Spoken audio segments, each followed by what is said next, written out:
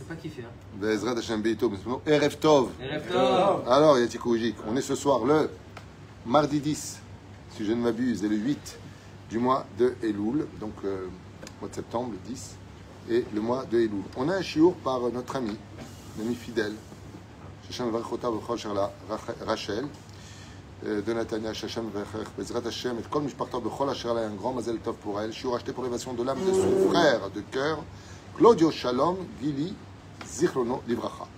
Parti, trop tôt comme elle stipule ici, un tzaddik qui toute sa vie a fait que du chesed, du bien sans limite, à tous ceux qu'il croisait sur son chemin. Il a consacré ses dernières années, et bien avant la guerre, à aider tous nos chayalim, barbecue et autres, vêtements, à veiller sur le bien-être des juifs qu'il rencontrait, et il les considérait comme ses enfants.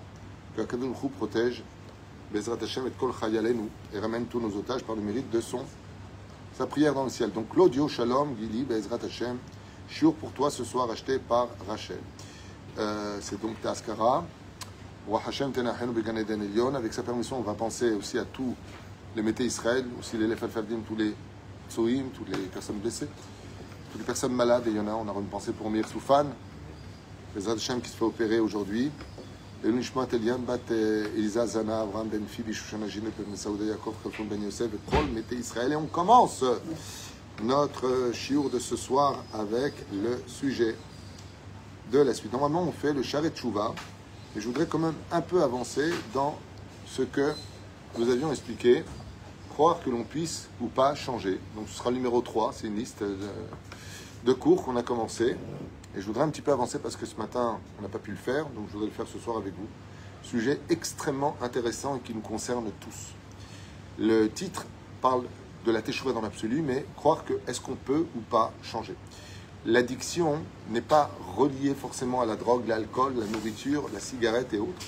Elle peut être reliée à une pénétration, ça même du sang de la personne, comme un homme à femme, par exemple, ou un homme à écran, toute la journée devant les écrans, à la colère, c'est dans le sang. C'est-à-dire qu'on dit le sang m'est monté à la tête, ce n'est pas le sang qui monte à la tête, c'est que la colère fait partie des éléments qui composent ton système sanguin. Ce qui fait qu'il ne faut jamais s'habituer à faire quelque chose de mal. Et comme vous le savez, il y a les globules blancs, globules rouges, ensemble la lymphe, ouais, c'est les 3 éléments. Il y en a d'autres, hein. Et un minag, c'est 3 fois. Quand tu répètes 3 fois une chose que tu te permets de faire, elle devient partie de ta propre personnalité. Et malheureusement, ça devient presque une étiquette sur ton dos. Et ce genre de choses-là, les étiquettes, nous empêchent de changer, de sortir des limites dans lesquelles nous vivons. Et si on n'a pas compris que de faire teshuva, c'est d'être capable de changer, ou plutôt, je dirais de façon plutôt chassidique, faire teshuva, c'est redevenir le naturel en nous qui est bon. Dieu a créé des gens bons, en 2 mots bien sûr, et la teshuva, c'est de ressortir en réalité la sérénité de l'âme qui est en nous.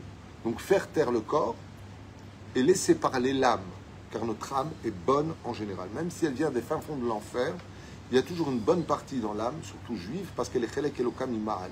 Au fond de l'âme, même les pervers narcissiques ou toutes ces personnes sociopathes méchantes, ces personnes agressives, même simplement colériques, sont des personnes qui ont une âme qui est prisonnière dans un système dans lequel ils sont persuadés qu'ils ne peuvent pas se calmer, ils ne peuvent pas changer, alors qu'on peut tous changer. C'est pour cela que la fête dans laquelle nous rentrons, qui est un jour de fête, mais en même temps un jour fatidique, c'est Rosh Hashanah, qui veut dire que le Rosh, la tête, Hashanah du changement. Il faut que tu changes simplement ta façon de penser, ta façon d'exister pour beaucoup mieux vivre et exister. Un jour, la mort a dit à la vie, dis-moi, pourquoi est-ce que les gens t'aiment plus que moi? Alors, la vie lui a répondu, parce que moi je suis un merveilleux mensonge. Tandis que toi tu es une triste vérité. Et si on était conscient que le monde dans lequel on vit est merveilleux, mais qu'il est mensonger, on commencerait déjà à comprendre que la mort n'est plus une fatalité négative, mais qu'elle est la continuité d'une vie merveilleuse. Et si tu le vis tel quel, de plus aimer la vie que la mort, c'est que pour toi la mort aura le dernier mot puisque tu ne l'aimes pas. Et aimer la mort ne veut pas dire qu'il y a une mise à de mourir, pas du tout. Mais si je m'en réfère à la Torah, Une fois que tu as vécu sur terre et que tu meurs, qu'est-ce que tu reçois comme... qu'est-ce que tu as après la mort? Ben, le salaire des mitzvot que tu as fait. Donc on devrait plus aimer la mort que la vie. Dans la logique des choses. Ben, tu arrives à la fin du mois, tout le but d'avoir travaillé pendant un mois chez ton patron, c'est de prendre le salaire. Donc quand quelqu'un meurt, on devrait dire Mazel Tov. Ça s'appelle la Iloula. Le Mazel Tov de la mort, chez nous, les Juifs s'appellent, c'est la Iloula. C'est la fête. Musique. Ouh, Makara. C'est la Iloula de Baba Saleh, Rabbi Yaakov Bohatzera, le Rabbi Lubavitch, Rav Kook, Rav Ovadia. Je n'ai pas compris, c'est une Iloula avec orchestre, la main. Parce que lui, il prend le salaire. Mais celui qui est capable de vivre sa mort comme une Iloula, c'est parce que sa vie a été une fête. Sa vie a été merveilleuse et non pas mensongère. Et ce que veut le Yetzer Hara, c'est nous faire vivre dans un monde de mensonges. Et le plus grand mensonge qu'il veut inculquer dans la vie de chacun de nous, c'est de nous faire croire qu'on n'est pas capable de changer. Qu'on n'est pas capable de maigrir. Combien t'as maigri là? 64 kilos. 64 kilos. C'est-à-dire que tu prends ton manteau d'avant, c'est une couverture. C'est fou, hein? 64 kilos. Tu aurais pensé un jour y arriver? Jamais. Et pourtant, mais toi non plus, tout n'a pas changé. Tu comprends? On peut changer de physique. Le mec de femme, je vais me faire déchirer par Vanessa. Le prénom est dit, Yavi. Alors, je ne donnerai pas ton nom. Oufren, on peut changer, on peut devenir meilleur. Et la vie peut devenir meilleure si je la vis dans la vérité. La vérité, c'est la Torah.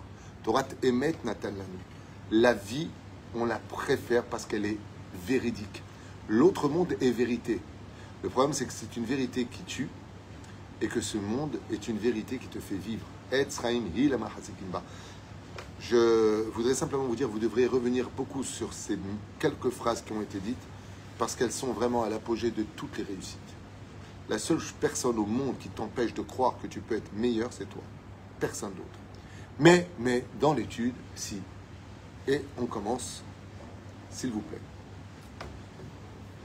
Ashpa. Donc je vous conseille pour ce cours qui s'appelle « Croire que l'on puisse changer », de regarder les deux premiers parce que c'est la suite. D'accord? L'ashpa. Qu'est-ce que c'est l'ashpa? L'influence. Alors l'influence, c'est loin d'être l'influence des amis seulement. Ça peut être l'influence atmosphérique. Vivre dans un quartier religieux qui se respecte va automatiquement te faire respirer de la Torah. De toi-même, tu auras envie d'étudier la Torah. Tu vas finir par aimer la Torah. Tu rentres dans un endroit de tripot, tu finiras par finir cigarette. C'est-à-dire, fais très attention. Il y a l'influence atmosphérique. Il y a l'influence la plus connue qui s'appelle l'ami. Il faut faire très attention aux amis. Parce que la personne telle que nous sommes, on est très caméléon. C'est-à-dire que des fois, vous allez être choqué de rencontrer des gens avec qui vraiment vous voyez de très grandes qualités chez lui. Très grande qualité. Il est moral, il est acceptable, il est respectueux, il a tout. Et son ami, c'est un voyou, irrespectueux, vulgaire. Quel rapport avec toi? On se demande des fois comment c'est possible qu'on puisse être attiré par des gens qui, eux, sont attirés par leur opposé. On ne comprend pas. En général, ce genre d'individus qui sont capables d'être bonnes sous l'influence, malgré tout, d'une fréquentation néfaste, sont des gens qui se sont construits. Donc il ne faut pas s'étonner d'eux. C'est pour cela que très souvent j'ai entendu cette phrase à propos de grandes tzadikim, où des gens de la mafia les fréquentaient, des voyous les fréquentaient, des tzadikim les fréquentaient. Ben, comme ils sont construits, rien ne les touche. Que tu sois tzadik, que tu sois rachat, comme on l'a vu avec Yitzhak et Pichol, Tsar Tsebao de Abimelech, on l'a vu Abraham avec Pharaon, eh bien on peut se construire dans le bien et on peut se construire dans le mal. On constatera dans la Torah que les tzadikim n'ont pas été influencés par ni Datan ni Aviram. Les vrais tzadikim, Moshe Rabbeinu n'a jamais été influencé par Korach. Mais les Réchaïm non plus. Korach n'a jamais été influencé par Moshe, ni Datan ni Aviram, ni Pharaon, ni Avimelech, ni Pichol Sartsevao. Comme ça dit Ramim. Quoi, tu as vécu avec un tzadik, tu es dans Satan, tu ne changes pas? Non, il y a des gens qui ne changent pas parce qu'ils sont devenus construits dans le ciment dans lequel ils sont. Ils sont construits dans cela. Et malheureusement, ces gens-là, je vous le dis à voix haute, comme ça vous le saurez, ils ne feront jamais de tchouva. Parce qu'ils sont leur réponse à eux-mêmes. Il y a des gens qui sont construits dans le bien, rien ne les détruira réellement. Ils peuvent avoir des chutes. Il y a des gens qui sont construits dans le mal, J'avais posé une fois la question à mon Rav, Rabbi Moshe Deri Zatzal. Il m'avait répondu, ce sont les soldats du Satan. Ces gens construits dans le mal, ce sont les soldats du Satan. à un tel point de remercier Dieu pour une mauvaise action accomplie. Le mec, tu viens d'arnaquer une personne innocente à qui tu voles de l'argent et tu dis « Merci Hachem, j'ai réussi ». Il faut vraiment être un soldat dans la tête du mal pour dire une chose pareille. Comment tu peux mêler Dieu à une arnaque que tu viens de faire? Dieu, il veut que tu voles. En plus, un non-juif, c'est encore plus grave qu'un juif. Al-Pi Halacha. Pour vous dire à quel point les gens peuvent construire une personnalité néfaste au nom du bien. Et ça, c'est ce qu'il y a de pire au monde. Pourquoi? Ça s'appelle le parvé de la construction. C'est de ça dont a eu peur Rivka. Elle était enceinte, elle passe près d'une synagogue, il veut sortir. Elle passe près d'une maison d'idolâtrie, il veut sortir. Les gens ne veulent pas de ce gosse. L'Amali, Asali Lokim, pourquoi Dieu m'a fait une chose pareille? Pourquoi? Parce que je veux dire, fais tchouva, je fais Shabbat. Fais tchouva, j'ai les tzitzit. Fais tchouva, je fais shacharit bin travervit. Je mets les tefilines. Alors comment tu te comportes comme ça? Un jour, quelqu'un m'a raconté à Tel Aviv, c'est un cas isolé, certainement. Un mec dit religieux, un kippa, tissidor et tout. Il a une maison rose, des filles qui travaillent pour lui. Manienne. Il m'a raconté aussi pareil, du coup, dans le sud de la France, un mec de la mafia, il a des tissidor et tout, kippa et tout, et il vient récupérer l'argent chez les gens. Issour de Raïta, ça veut dire l'otishpor damnaki. Tu ne verseras pas le sang de l'innocent. Enlève tes kippotes. Non, non, attention. Un jour, il a failli frapper quelqu'un, il dit « Ah, c'est Ashkia, il faut que je prie. Attends-moi, bouge pas. Hachem, c'est Feta et Tiftar. Faites très attention. » Mais aujourd'hui, il y a un Hashpa qui est satanique. Et dans la psychologie moderne, on l'appelle Amagefa Shketa en hébreu. C'est ce qu'on appelle l'épidémie secrète. C'est celle qui va prendre possession de ton cerveau, de le manipuler et de le formater comme lui, il veut que tu deviennes. Ça s'appelle les réseaux sociaux. La désinformation. On va prendre des gens qui sont anti-morales selon la moralité universelle, connue depuis des siècles, et on va t'imposer, à travers des pubs, comme il y a une pub là que j'ai vue chez qui, je ne sais pas chez qui j'étais, une pub qui sortait à la télévision, deux enfants derrière, et c'est le dentifrice à qui? À papa ou à papa? À papa ou à papa? Non, c'est à papa. Ah non, c'est moi ton papa. Une pub comme ça, ok? Qui est dans la Torah, sans vexer personne, je parle de Torah, donc je parle de Bible, je parle de moralité religieuse, qu'elle soit d'ailleurs juive, chrétienne ou musulmane, hein, c'est pareil, qui est considérée comme étant immorale. Mais à force de le montrer, ça devient une normalité et une moralité. Ça devient immoral d'être anti. Au nom de la démocratie, je peux dire je n'accepte pas ce genre d'idée. Tu n'as pas le droit, ça s'appelle islamophobe ou ce que tu veux. Des trucs débiles mentaux. C'est des trucs qui sont absolument inacceptables. Au nom de la démocratie. Bah, au nom de la démocratie, j'ai le droit d'être... je suis juif, je suis pro-juif. Je suis arabe, je suis pro-arabe. Je suis chinois, je suis pro-chinois. Chacun va défendre son côté nationaliste, sa nation. Et on va te juger. Comme par exemple, une des choses qui m'a le plus fait rire pendant les élections en France, c'est l'extrême droite, l'extrême gauche. C'est vraiment très comique d'entendre que des gens décident de mettre des titres sur les autres. Un homme d'extrême droite, c'est quelqu'un qui dit « Je préfère donner l'argent, s'il y a de l'argent dans les caisses de France, à un Français qui a cotisé toute sa vie, que de le donner à un mec qui vient d'arriver de nulle part, qui n'a même pas le droit d'être là, et qui on donne déjà une maison, et on donne de l'argent, et on... » Ben, ça ne s'appelle pas être extrême, ça s'appelle être normal. Ce n'est pas de l'extrême. L'extrême droite, c'est les nazis. C'est de l'extrême droite de comparer ces gens-là. On est dans un monde de fous. On est dans un monde de fous. La Judée-Samarie, ça s'appelle les territoires. Ce pas des territoires, c'est la Judée-Samarie. C'est là-bas qu'ont vécu nos aïeux. Allô, on se réveille, Judée. Déjà à l'époque des Romains, Adrien. Réveillez-vous. Arrêtez d'enterrer l'histoire avec le peuple d'Israël avec. En Bretagne, simplement faire attention parce que ça marche.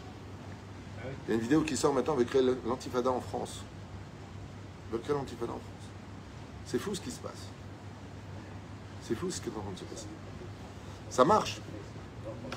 Ils ont boycotté par les réseaux sociaux, ça a marché. On fait rentrer dans la tête des gens, et le pire, c'est qu'il y a un micro-trottoir qui a été organisé pendant les manifestations anti-Israël et autres. C'est où Israël? À côté de la Chine. Quelle est la mer qui borde Israël? La mer Noire. Encore la mer Noire. Les gens, ils sont au courant de rien. Ils sont au courant de ce qu'on leur met dans la tête. Ils vont rien vérifier. Ils ne s'intéressent pas à l'histoire. Hein? C'est un phénomène de mode. Top. Ça, en tout cas, la HPA, elle est extrêmement, extrêmement importante. Et c'est pour cela que, pas simplement forte, elle est importante. Parce qu'on est influencé, parce qu'on a besoin d'être influencé. Surtout les personnes fragiles. Les personnes à manque de personnalité, de charisme, sont des personnes qui cherchent à être influencées. Moi, j'ai toujours été assez choqué de quelque chose, je vous parle personnellement. Les idoles, vous connaissez les idoles? Il y a des gens, ils se prennent pour Johnny Hallyday, donc ils vont se faire la même coupe, les photos partout, Elvis Presley, Michael Jackson, mais des trucs de malade. Bon, bah, tu peux aimer le personnage. Par exemple, moi, j'adore la Torah de Rabbi Nachman, mais jamais tu me verras avec un Streimel et encore moins avec une corde pour me pendre. J'adore les écrits du Rabbi Lubavitch, jamais je porterai le chapeau des Lubavitch, pas parce que j'ai un problème avec, parce que je suis moi-même, j'ai pas besoin de ressembler ou d'adhérer ou de... Bémet, Anilo Mevin, t'es Sfarad, t'as ton livre Sfarad, tu peux tout à fait adhérer à des choses, t'as pas besoin d'être mouche-pas, d'appartenir à une espèce de club. Je vois pas l'intérêt. Les Sfaradim n'ont pas de péotes. Les Yéménites, ils ont des péotes. Les Ashkenazim, les Chassidim, ils ont des péotes. Nous, les Sfaradim, regardez toute la photo, les Gdolé Israël, il n'y en a pas un qui a des péotes. Même le Rabbi n'avait pas de péotes. Ah, il y en a assez. Ah, vous savez, ça me rappelle l'histoire. Là, je parle, elle peut aller très loin. Vous connaissez cette histoire? C'est une vraie histoire. Il y avait un journaliste comme ça qui arrive pour filmer un quartier religieux et à un moment, pour rentrer à la yeshiva, il y a des escaliers au bout d'un couloir. Un couloir. Et les élèves, chaque fois qu'ils arrivent, alors qu'il n'y a rien sur le couloir, hein, ils passent, et à un moment, ils font hop, ils bougent la tête à gauche, et ils continuent leur chemin. Ils bougent la tête à gauche, alors qu'il n'y a rien. Le journaliste, il a dit, pourquoi vous faites ça? C'est une cérémonie religieuse de mettre la tête à gauche. Alors il y avait un vieux monsieur à côté, il dit, non, parce qu'avant, quand le rabbi était vivant, le rabbi à eux était vivant, il y avait une cage d'escalier qui montait de l'extérieur. Et donc les gens se prenaient la tête dans le coin d'escalier, donc ils bougeaient la tête. Depuis, ils ont retiré l'escalier, et les élèves, ils continuent de faire le geste du rabbi. Et le rabbi, avant, il bougeait la tête parce qu'il y avait un escalier. Et eux, ils font ça. Pour dire à quel point la bêtise de l'homme peut aller dans l'influence. Alors qu'il suffisait simplement de dire voix d'arabe. Moi, personnellement, je ne poserais pas action à mon rave. S'il n'y a plus d'escalier, je ne vais pas faire comme ça parce qu'il faisait que des escaliers. Mais pour vous dire à quel point on peut être influencé par des choses qui n'ont jamais été demandées. Si le rabbi te dit fais, alors fais. Attention, l'olé zalzel. Chazvé shalom, de ne pas dénigrer. La parole d'un tzaddik, ça vaut. On ne doit pas réfléchir avec lui. Un tzaddik, on ne réfléchit pas avec lui. Sur la rare. Et le Rav, il t'a jamais dit de devenir Lubavitch, de devenir Breslev, de devenir Rav Kook. Mais le Rav Kook lui-même n'a jamais demandé. Regardez, là, je pars. Le Rav Kook était Lubavitch dans son origine. Élève du Chafetz Chaim. Il est monté en Israël. Il est habillé en redingote et streimel. Une demi-heure. Il a retiré ses vêtements. Il a mis les jeans qui étaient les vêtements des ouvriers d'époque, avec les chaloutzim, pour dire qu'on n'était qu'un seul peuple et que les chaloutzim, c'est-à-dire que les pionniers d'Israël, avaient un rôle à jouer dans l'histoire de la Torah d'Israël. Il a dansé avec une demi-heure, c'était filmé dans les archives. Ça a fait le lendemain, tous les religieux, Nike, jeans, machin. Ouh! Heureusement qu'il n'est pas bien franchement, le mec, parce qu'on aurait tous eu des plumes sur le dos. Non mais attendez, vous êtes devenus fous, quoi. Les gens deviennent fous. Ça s'appelle l'influence. L'influence, elle a quelque chose de positif si tu veux être influencé par le positif d'un homme. Par exemple, tu veux ressembler à une personne exemplaire. Tu as besoin d'avoir au moins un phare dans ta vie. C'est positif. Mais n'oublie pas une chose, sa femme, c'est pas la tienne et toi, t'es pas lui. C'est comme une sorte de la dispute entre un homme et une femme. Et tu vois, en tout cas, elle, sa femme, elle le respecte, elle lui parle bien. Et dis-toi, quand tu te porteras comme le mari, je deviendrai comme elle. T'es pas lui, t'es pas elle. Et j'irai plus que ça encore. Tu ne l'as pas épousé pour ça. On n'est pas les autres. Vous savez pourquoi on dit Elohé Abraham, Elohé Yitzhak, Elohé Yaakov? Parce qu'on espère un jour dire Elohé Avi, Elohé Yosef, Elohé Ahmed, je peux compter pour toi. Jérémie.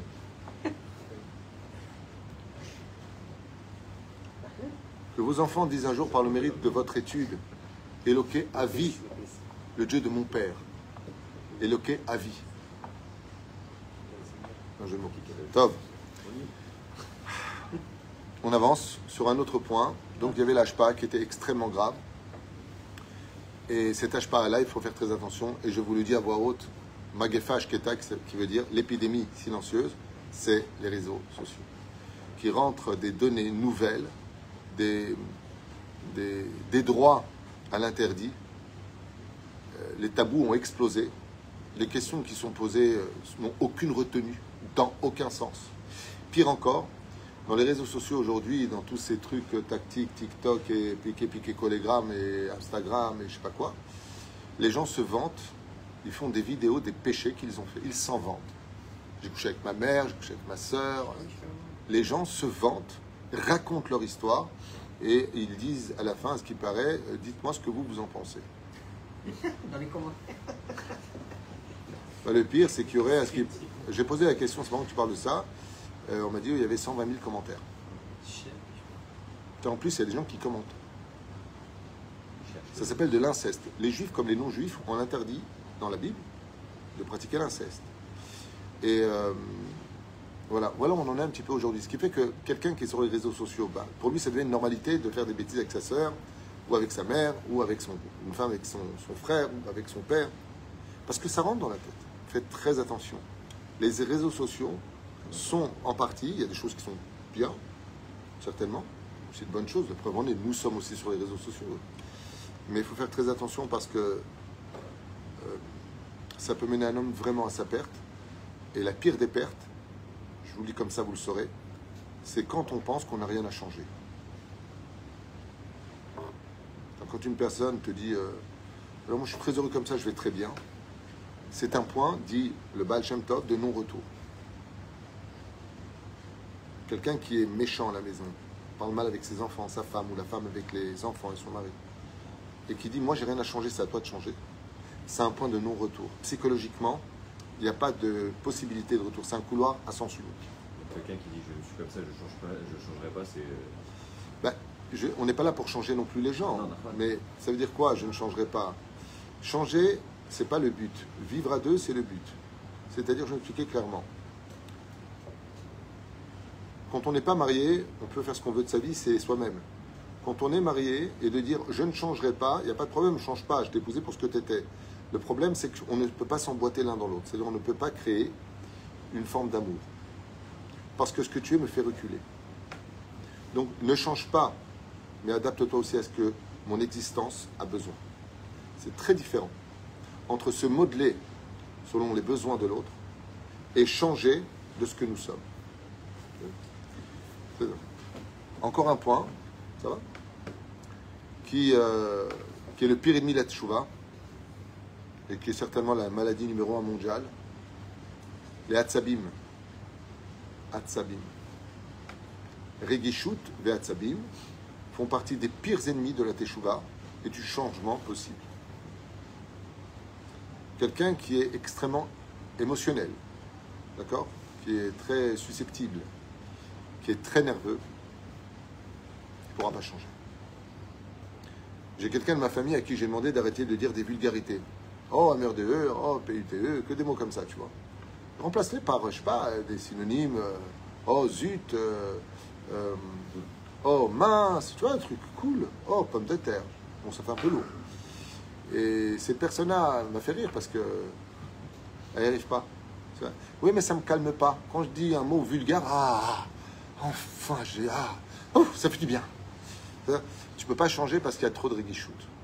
C'est-à-dire que ton cœur l'emporte sur l'intellect.